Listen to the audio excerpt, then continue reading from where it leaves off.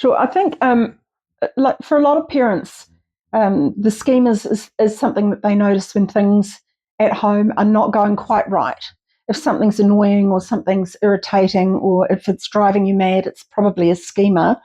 And some of the schemas have more uh, less sociably acceptable side effects than others, maybe. And I gave the example before about the transforming, and that for us in our house, the way our house was set up, because we don't have a garage, that painting and potions were an outdoor activity, and that baking was an indoor activity.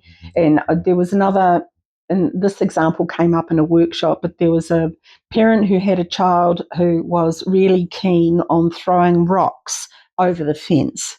Now, the problem with that was that there were cars parked on the other side of the fence that couldn't be parked anywhere else.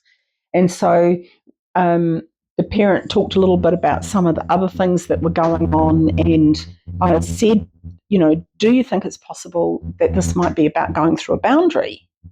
And the parent said yes, because, and they gave a number of other examples.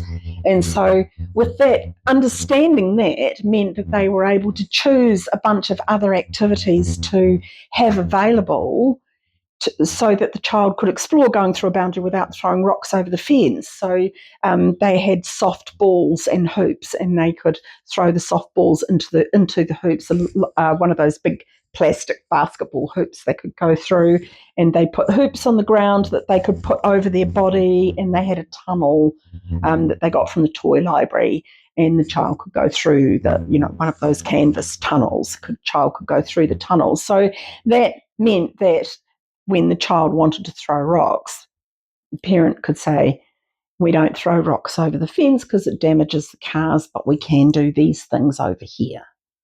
And distracting a child who wants to throw things with reading a book on the couch is, odds on probably going to be a lot less successful, and you might end up with the book being thrown. It's going to be a lot less successful maybe than an activity that follows that same kind of pattern of thinking and allows them to continue to explore that dynamic. So the ones that typically seem to be the most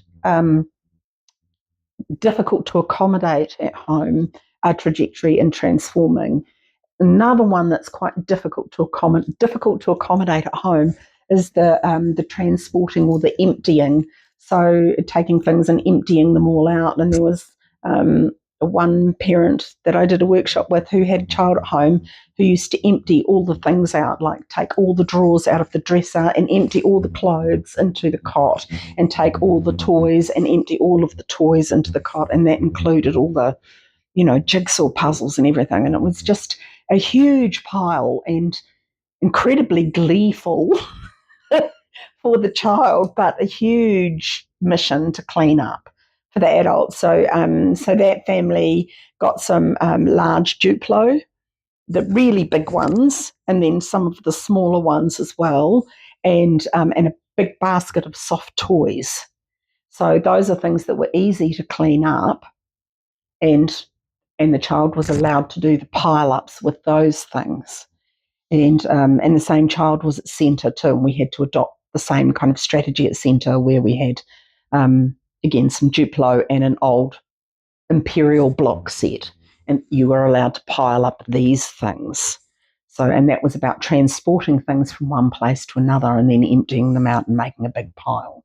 So it's about finding in what ways can we allow this child to explore this interest, whatever it is, and you don't necessarily have to have a label for it, you just need to see the pattern in ways that don't, interrupt other people's play or create too much burden of tidying up or managing.